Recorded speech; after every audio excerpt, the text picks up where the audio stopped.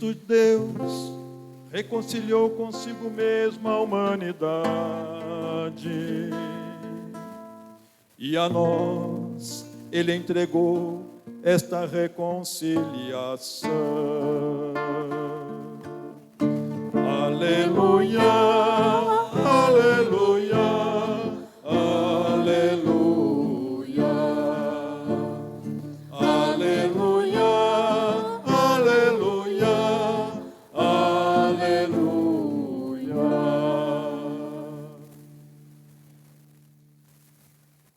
O Senhor esteja convosco.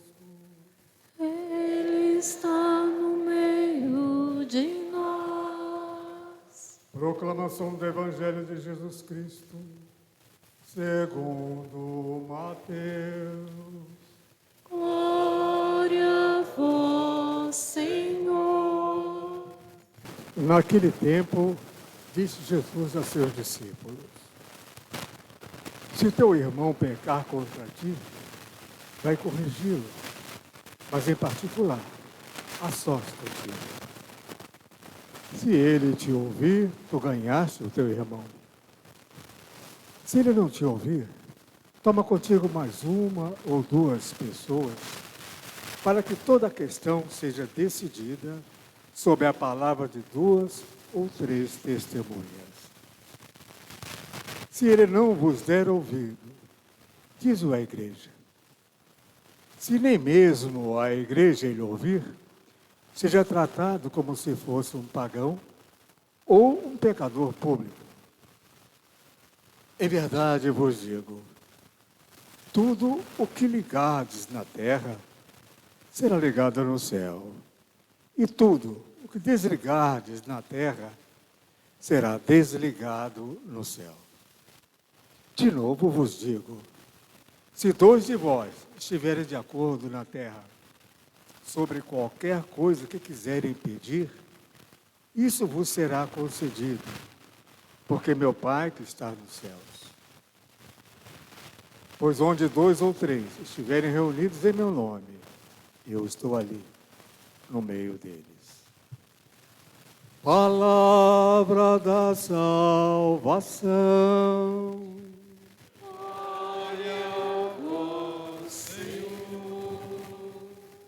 Eu quero entender melhor tua palavra, tua palavra, tua palavra de amor. Eu quero entender melhor tua palavra, tua palavra, tua palavra de... Para nos situarmos na reflexão de hoje, vamos repetir o tema do dia: família, lugar de vocações. Gerando servidores para a igreja. Então, na primeira leitura de hoje de Deuteronômio, mostra a vocação, ou poderíamos dizer o final da vocação e missão de Moisés aqui entre nós. E algo interessante de observar, que nós somos parte de uma grande missão, sim ou não? Quantas pessoas já passaram por essa paróquia nesses 75 anos e já cumpriram, né, a sua peregrinação, sim ou não? Quantos que nós conhecemos? Mas vejam, Moisés também lutou tanto para tirar o povo da escravidão, atravessando o Mar Vermelho, etc. e tal, mas ele não teve a graça de entrar na terra prometida, né? Mas foi Josué que cumpriu essa parte da missão. Então nós também não vamos poder fazer tudo, porque nós somos limitados, mas a exemplo de Moisés, precisamos fazer bem a nossa parte. E depois diz que Josué, um homem cheio de espírito de sabedoria, então ele deu continuidade à missão de Moisés. Nós também estamos dando continuidade à missão que outros receberam por vocação, pelo chamado de Deus, né? E precisamos também ser pessoas cheias do espírito de sabedoria, para que sejamos capazes de discernir qual é a vontade de Deus. Vejam, no Evangelho de hoje de Mateus mostra que nós devemos estar sempre unidos em oração. Onde 2 ou 3 ou mais estiverem reunidos em nome de Jesus, ele diz que estaria no meio de nós. Então aí está o segredo para que nós possamos viver bem a nossa vida, a nossa vocação, a nossa missão. Toda família, né, não nessa paróquia, né, em outras paróquias, acontece alguns conflitos, sim ou não? Então nós precisamos também ter habilidade para superar os conflitos. Vejam, os critérios para que nós possamos superar os nossos conflitos. Converse com uma pessoa em particular, depois chame mais uma pessoa, chame a comunidade e por fim seja tratado como um pagão. Ou seja, se a pessoa não quer, não vamos ficar ali também forçando, mas vamos respeitar e continuar intercedendo, né? Como fez Santa Mônica e tantos outros, que depois de um tempo, né, essa pessoa voltou-se para Deus. Então vejam, se nós estivermos unidos em oração, nós teremos força para superar os nossos conflitos interiores, mas também os conflitos na família, na comunidade. Então precisamos estar sempre unidos. É dessa forma, em comunhão com Deus, que nós teremos também a inspiração e o discernimento, não somente para superar os conflitos, mas também para prevenir, né? Quantas atitudes que nós tomamos, que nós podemos evitar conflitos na nossa família, na nossa comunidade. Então nós precisamos estar sempre atentos, né? De modo especial, o que se espera das pessoas mais velhas é que tenham essa sabedoria, né? Não o seu incendiário, mas o bombeiro, né? Que vai conseguir acalmar os ânimos e assim também na comunidade. As pessoas que vão adquirindo a maturidade vão ajudando também as outras a encontrar esse equilíbrio. Por isso que a igreja sempre coloca todos os anos a Semana da Família, porque a família é uma instituição importantíssima, não somente para nós, mas também para a igreja e para a sociedade. Quando a família está estruturada, então ela cria o ambiente necessário para que uma pessoa atinja a maturidade para discernir a sua vocação. Seja ela vocação sacerdotal, religiosa, matrimonial, vocação também para assumir os trabalhos na comunidade, a vocação leiga. Então vejam quantas possibilidades nós temos. Quando a família está bem, está estruturada, então ela cria as condições para que uma pessoa possa ter um bom discernimento, para ser um bom sacerdote. Também quantos sacerdotes já saíram dessa paróquia, né? Também vida religiosa, também a vida matrimonial e a vocação ao ministério leigo. Então, por isso que precisamos tomar todo cuidado para que a nossa família seja de fato um berço de vocações, de pessoas que vão amar e servir a igreja. E é importante observar a vocação. Gostaria de colocar aqui 3 estágios da nossa vocação. Primeiro chamado que nós recebemos de Deus é o chamado à vida. Se não tivesse vida, o meu professor de teologia dizia, né? Se não tivéssemos vida, não teríamos fé, esperança, caridade. Nenhum desses dons, carismas seriam possíveis. Mas o primeiro chamado é o chamado à vida. E nós precisamos amar a vida, cuidar da vida. Mas não uma vida qualquer. O segundo chamado é o chamado à santidade. É uma vida de acordo com o projeto de Deus. não uma vida puramente biológica, né, instintiva como os animais, mas uma vida, né, de pessoas que são capazes de perceber a presença de Deus.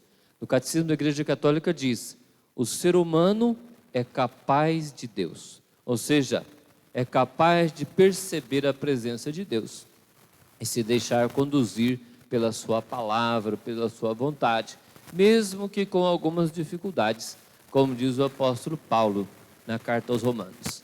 Percebemos Deus como alguém que caminha às apalpadelas ou alguém que olha por um espelho, mas de alguma forma nós conseguimos perceber a presença de Deus. E é por isso que somos seres religiosos. E essa percepção de Deus vai depender do quanto nós investimos nisso. Vejam, por exemplo, uma pessoa que tem o dom de tocar um instrumento musical. Então ela tem o dom, mas se ela não treina, se ela não exercita, ela vai, né, atrofiando esse potencial. Assim, um jogador de futebol, né, um pintor, um escritor, ele precisa treinar. Na vida espiritual também. Nós precisamos reservar tempo para aprofundar o nosso conhecimento de Deus, a nossa capacidade de perceber a presença de Deus. E quem nos ensina isso são os santos, né? Basta olhar para a história dos santos e a gente vai percebendo como é possível a gente viver uma intimidade maior com Deus. Também o terceiro estágio da nossa vocação é a vocação específica, né? O chamado, se nós aceitamos a vida como um dom, desejamos a santidade, mas como vamos viver essa santidade? Pode ser na vocação à vida matrimonial, ao ministério ordenado, sacerdotal, vida religiosa e outras formas, né, de servir. Quantas comunidades novas, pessoas leigas, consagradas, que se dedicam, né, na construção do reino, como diz o tema, né, como servidores do reino, servidores da igreja.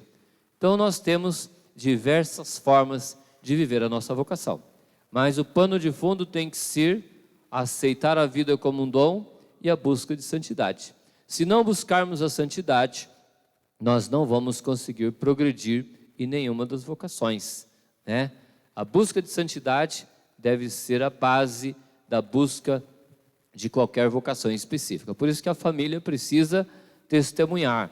Quando o pai se esforça para viver bem a sua vocação, ele está inspirando os seus filhos a também buscar uma vocação matrimonial. Quando o sacerdote vive bem o seu ministério, ele está também incentivando outros jovens a viver o ministério, assim a vida religiosa e assim por diante. Então, mesmo que seja difícil, é importante a gente buscar essa constância, essa perseverança na nossa vocação. Quando nós éramos crianças também, a gente ficava sempre olhando para as pessoas, né? Um casal que está se esforçando para ver bem, um padre, etc. Tempos atrás, chegaram 2 coroinhas, né? Um de 8 anos e 10 anos, e começaram a fazer perguntas sobre vocação. Padre, como que é ser padre? Né? E depois fizeram umas 2 perguntas lá, e aí eu falei para ele: por que vocês estão perguntando? Aí um deles falou assim: é que a gente está se inspirando. Eu falei: olha que benção, eu tinha que se inspirar nos padres melhores aí.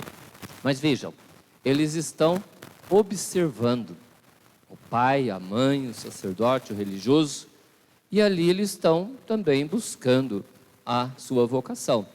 Às vezes a gente pensa que uma criança de 6, 7 anos não está nem aí para nada. A primeira vez que eu pensei em sacerdote, eu tinha 6 anos de idade, 7, né? A história de Dom Bosco também, com 9 anos ele teve um sonho, e a partir daquele sonho ele começou um discernimento vocacional. Se tornou um padre e depois fundou a Ordem dos Salesianos. Então vejam, as crianças estão aí observando os mais velhos, e assim nós temos também essa responsabilidade, né, com o nosso testemunho, de também ajudar outras pessoas a discernir a sua vocação. Então vejam que a família, para ser forte, ela precisa também fazer a sua lição de casa. Já diziam os nossos avós, família que reza unida, vamos repetir isso? Família que reza unida, permanece unida. Então vejam, a família unida na celebração da Eucaristia, como é bonito quando a família vem unida, reunida para a missa, desde pequeno, a vida sacramental, né? Participando do sacramento da confissão, cuidando da sua vida interior, né? A oração pessoal lá em casa. Quantas famílias que têm o hábito de rezar juntas, não só a sua família, mas irmãos juntam lá 2 famílias numa casa, na outra semana, no outro mês, vai rezar na casa do outro. Então isso é uma grande bênção, porque vai ajudando a família a superar os conflitos. Tem família que se reúne só para fazer fofoca, né? Não aqui nessa paróquia, né? Em outras. Mas isso tudo gera grande confusão. E é bonito também, eu tenho incentivado muitas famílias que têm lá o seu oratório, seu cantinho de oração. Tem umas que os filhos se casam, né? Sobra um quarto lá e é um quarto de oração. Esses tempos atrás foi na casa de uma pessoa, o filho saiu, casou, e aí ela, né, colocou lá um cômodo, colocou as almofadas no chão, lá, as velas, imagens. Então vejam, tudo isso vai criando um espaço melhor para oração. E nós precisamos também colocar na nossa casa os símbolos cristãos. É uma cruz, se possível, em cada cômodo, como diz a música do Padre Zezinho, né? Na parede tem Jesus e tem Maria. Como é bonito chegar numa casa e estar lá, né? Quadro Sagrado Coração de Jesus, Imaculado Coração de Maria. Então a gente se sente muito bem no ambiente desse. Boas leituras, é muito importante também que nós possamos ler boas obras. Quanta gente se tornou santo na vida, na igreja, lendo a história de outros santos. Grandes livros de espiritualidade que foram livros de cabeceira de grandes santos da igreja, né? Então, lendo a história de São João Maria Vianney, por exemplo, aparece lá. Qual que era um dos livros preferidos de São João Maria Vianney? A Imitação de Cristo. Já ouviram falar nesse livro? Sim ou não? Qual que era o livro preferido, um dos livros preferidos de Santo Inácio de Loyola? Imitação de Cristo. Então vejam, né, grandes obras da espiritualidade que foram verdadeiras pérolas encontradas pelos santos. Se eles acharam esses livros bons, nós precisamos também ter isso na nossa prateleira, na nossa estante, para também nos alimentarmos. Uma boa história de um santo. Como o Santo Inácio de Loyola se tornou santo? Lendo a história de São Francisco e a história de São Domingos. Então vejam, lendo um livro, uma biografia de um santo, ele se encantou e quis copiar em tudo, né, principalmente São Francisco, e acabou se tornando um grande santo da igreja. Então é assim, nós na verdade já sabemos o que temos que fazer. Quantas famílias que estão voltando a rezar o terço? Tem gente que já voltou a rezar o rosário. E é questão de tempo, se nós continuarmos insistindo nessa direção, que as nossas famílias serão novamente fortalecidas. Muitas coisas que nós deixamos entrar nas nossas casas, né? Programas de televisão inapropriados. E os frutos se manifestaram aí, não precisa ninguém dizer. Agora, se nós deixarmos de lado essas práticas e colocarmos Deus no centro de novo, então as nossas famílias serão de fato fortalecidas. Então, vejam, todas as famílias têm lá seus conflitos, as suas comunidades, mas nós devemos procurar superá-los pedindo a presença do Espírito Santo de sabedoria. Domingo passado, nós celebramos o dia de São Lourenço. E aí, para encerrar, vejam que o surgimento do ministério diaconal aconteceu num conflito na comunidade. As mulheres, as viúvas dos gregos eram tratadas com menos cuidado do que as viúvas dos hebreus, dos judeus, e aí surgiu um conflito, e eles pediram ao Espírito Santo que os iluminasse, e eles então escolheram 7 homens cheios do Espírito Santo para cuidar da dimensão social. Então vejam, a solução que vem de Deus, ela permanece. Já fazem 2000 anos e os diáconos estão aí. Então, quando surge dificuldade, vamos clamar ao Espírito Santo para que nos dê uma solução definitiva.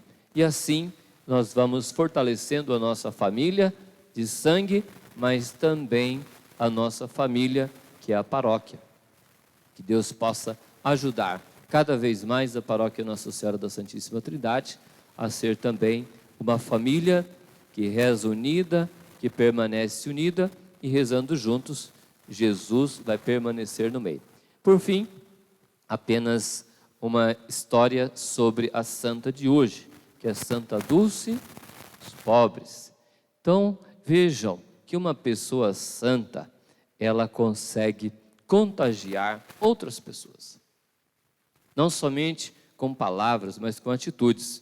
Não sei se vocês conhecem, né? Tem um escritor muito famoso do Brasil, chamado Paulo Coelho, já viram falar? Não é católico, mas é um cara que escreve muito bem, muito lido. E ele contando que na juventude dele, ele se envolveu com droga, até com outras coisas piores na dimensão espiritual. Eu sei que ele foi parar lá na Bahia e ficou uns tempos morando na rua.